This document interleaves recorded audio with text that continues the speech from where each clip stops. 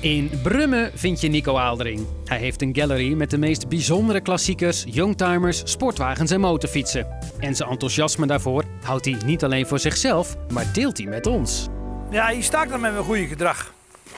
Ik moet hem toch even laten zien, want het is bijna een youngtimer.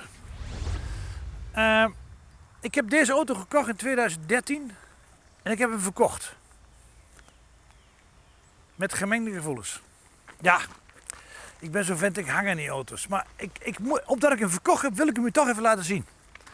Want ik heb er 1,5 jaar naar gezocht voordat ik deze auto kon vinden. Waarom? Ik wou geen rode Ferrari.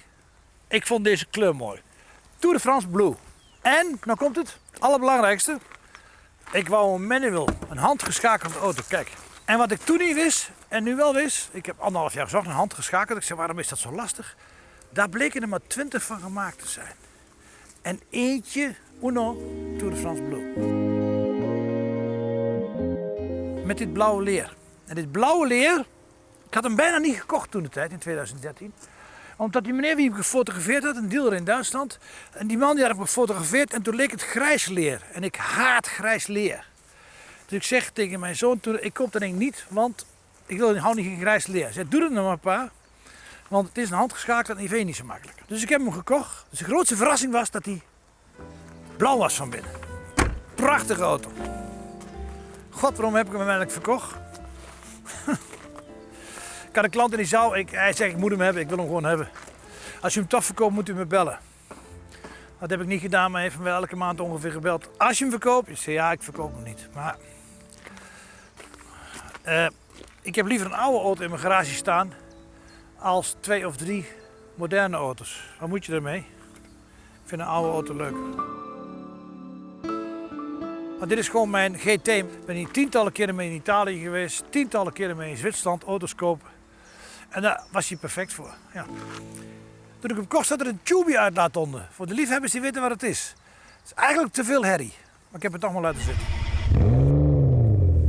We gaan rijden.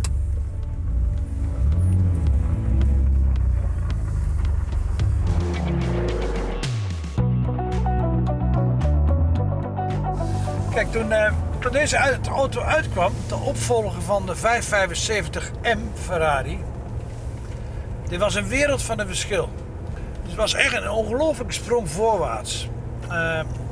Andrew Frankel, dat is een bekende autojournalist, die zei, dit is het beste product uit Maranello sinds de F40. En dat klopt ook wel. Ik heb met deze auto 100.000 kilometer gereden zonder 1 cent te kosten. Probleemloze auto. Snel.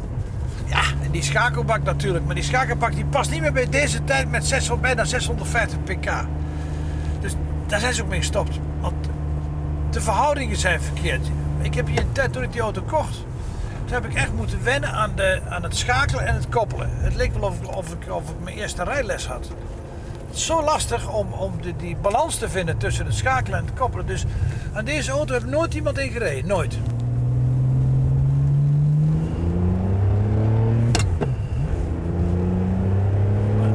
Ik ben natuurlijk een echte automan en ik hou van dat schakelen. Dus ik heb er heel lang naar gezocht en ik ga dat nu wel missen, dit schakelen. Want wat je hebt met dat schakelen, kijk, zal ik even demonstreren. Je geeft wat gas en dan kun je nog eens een beetje tussengas geven. En dan heb je dat gevoel, kijk. En dan kun je nog eens rustig overschakelen bij 3000 toeren. En dan schakel je nog eens even terug. En dat kan met die flipperkas ook, maar toch niet, heb je toch niet het gevoel. Die flipper, die beheers je een beetje. En hier beheers ik de auto. Ik beheers deze versnellingsbak. En niet andersom. Dus, maar ja, de tijd gaat vooruit.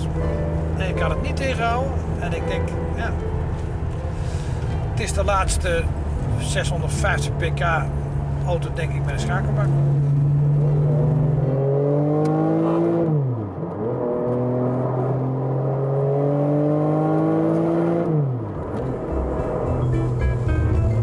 En ik verkoop. Hoe stom ben ik? Wat verdomme. Kijk, als ik niet meer rijd, heb ik elke keer weer spijt van. Maar ja, wat moet ik met al die moderne auto's? Ik bedoel, ik heb liever een oude auto in de garage staan. Maar als ik er weer mee rijd, ben ik toch even liefst.